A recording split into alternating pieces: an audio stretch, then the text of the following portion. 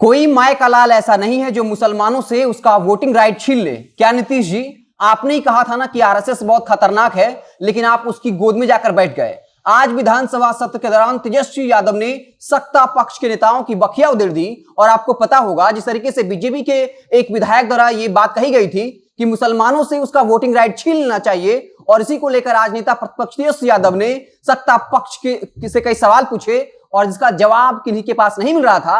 हालांकि जब आरएसएस को घेरा गया और यह कहा गया कि ये वही बिहार की धरती है जहां लाल कृष्ण आडवाणी की रथ यात्रा को रोक दिया था और आरएसएस पर कहा कि वो आज देशभक्ति की बात करते हैं, लेकिन 2000 तक उन्होंने तिरंगा फहराया नहीं था, लेकिन आज ये लोग देशभक्ति की बात कर रहे हैं। जिसके बाद बीजेपी की तरफ से तारकिशोर प्रसाद जो है वो मैदान में कूद गए और ये कहा कि इस पूरे बयान को रिकॉर्ड में दर्ज नहीं करना चाहिए, इसे रिकॉर्ड से बाहर कर लेना चाहिए। उसके बाद गन्ना मंत्री प्रमोद कुमार उतर आए और ये कहा कि आरएसएस पर आप इस तरह की टिप्पणी नहीं कर सकते। और ये कहा गया, तारकिशोर प्रसाद ने ये कहा कि आरएसएस से ही कहीं ना कहीं जुड़े हुए हैं जो इस वक्त उपराष्ट्रपति हैं, राष्ट्रपति हैं और पीएम है। आरएसएस विश्व की सबसे बड़ी संस्था है।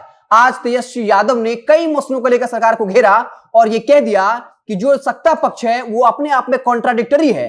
एक तरफ जो है बीजेपी के प्रदेश अध्यक्ष कहते हैं कि यहाँ की प्रशासन जो है वो माफियाओं से मिली हुई है, विधानसभा अध्यक्ष खुद कहते हैं कि उनकी बात दरोगा नहीं सुनता, और फिर तेजस्वी यादव विधानसभा अध्यक्ष की तरफ मुखातिब होते हैं और ये कहते हैं कि विधानसभा अध्यक्ष जी आपकी बात दरोगा नहीं सुनता। मंत्री जी कहते हैं कि हमारी बात चपरासी नहीं सुनता, हम इस्तीफा दे देंगे। तो सोचिए, जब एक विधानसभा अध्यक्ष की स्थिति है, जब मंत्रियों की एक स्थिति है, एक विधायक की यह हालात हैं, तो यहां का प्रशासन गरीब लोगों के साथ किस तरीके से व्यवहार करता होगा।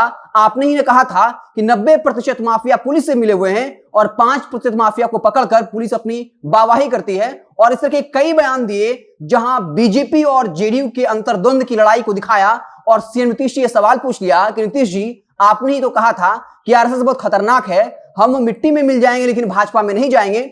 उसके बाद सीएम नीतीश सिर्फ मुस्कुरा रहे थे और उसके बाद बीजेपी को टेके कई नेता जो हैं वो मैदान में उतर आए। हालांकि शाहनवाज हुसैन भी आए, उन्होंने कहा कि संविधान किसी को हक नहीं देता है कि वो मुसलमानों से उसका वोटिंग राइट छीन ले, हम सबका साथ सबका विकास की बात करते हैं। तब तेजस्वी यादव ने तंज करते हुए कहा कि शाहनवाज हुसैन जी आप इधर हमारे तरफ नहीं बोलिए, अपने पार्टी के नेताओं की तरफ बोलिए, जहां आपके ही पार्टी के विधायक ये कहते हैं कि मुसलमानों से उसका वोटिंग राइट छीन लेना चाहिए। तो कई मसलों को लेकर नेता प्रतिपक्ष तेजस्वी यादव ने आज इस तरीके से अपनी बात रखी कि पूरे सदन में हंगामा हो गया। उसके बाद जैसे आरएसएस को लेकर टिप्पणी की गई और ये कहा गया कि जो आरएसएस देशभक्ति की बात करती है लेकिन 2000 तक तिरंगा नहीं फहराया, और आज वो लोगों को देशभक्ति का सर्टिफिकेट बांट रहे हैं, जिसके बाद पूरा मामला गर्मा गया और बीजेपी के नेताओं ने साफ कहा, मंत्रियों ने साफ कहा कि इसे रिकॉर्ड में नहीं रखा जाना चाहिए। आरएसएस एक सबसे बड़ी संस्था है और इस वक्त देश के राष्ट्रपति हो, उपराष्ट्रपति हो या प्रधानमंत्री हो, वो इसी संस्था से जुड़े हुए हैं। हालांकि बता दें कि लाइव के दौरान जो है तेजस्वी यादव लगातार सरकार पर हमला कर रहे थे और ये कह रहे थे कि बीजेपी और जेडीयू के नेता कैसे आपस में भिड़े हुए हैं और यहां पर जो है बिहार में कुछ भी काम नहीं हो रहा। और खासकर ये बता दिया कि कोई माय का लाल ऐसा नहीं है जो मुसलमानों से उसका वोटिंग राइट छीन ले। और जब सीएम नीतीश से ये सवाल पूछा कि आपने ही कहा था ना कि आरएसएस बहुत खतरनाक है, उसके बाद सीएम नीतीश जी झेप गए, उनके पास किसी सवाल का जवाब नहीं था।